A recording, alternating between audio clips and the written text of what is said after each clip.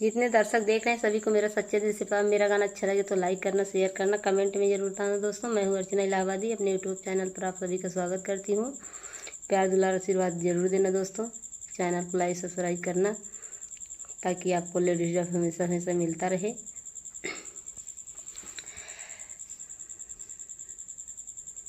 मैया के बेदना मालिन हो, चला मिल के मनाई।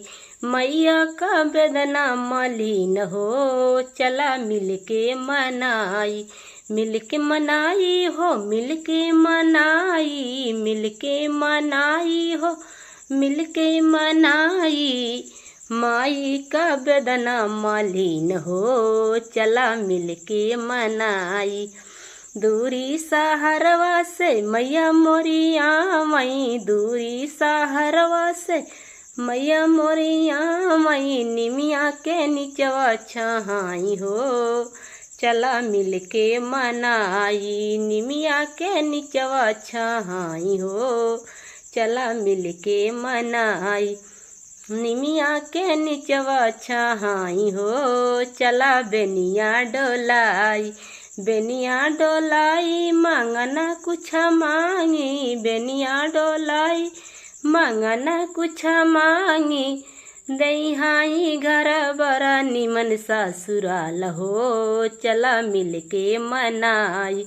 दहिहाई घर बड़ा निमन ससुराल हो, चला मिल के मनाई। मैया का बेदना मालिन हो, चला मिल के मनाई।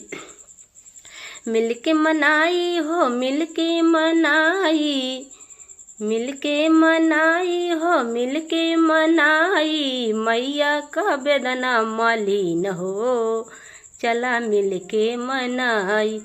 दूरी सहरवा से मैया मोरिया मई। निमिया के निचवा छहाई हो, चला बेनिया डोलाई। निमिया के निचवा छहाई हो, चला बेनिया डोलाई।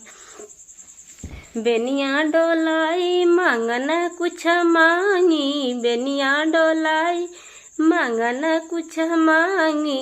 मैया का सनुराया मरा कई दे हो, चला मिल के मनाई। मैया का सनुराया मरा कई दे हो, चला मिल के मनाई। मैया का बेदना मालिन हो, चला मिल के मनाई। मैया का बेदना मालिन हो, चला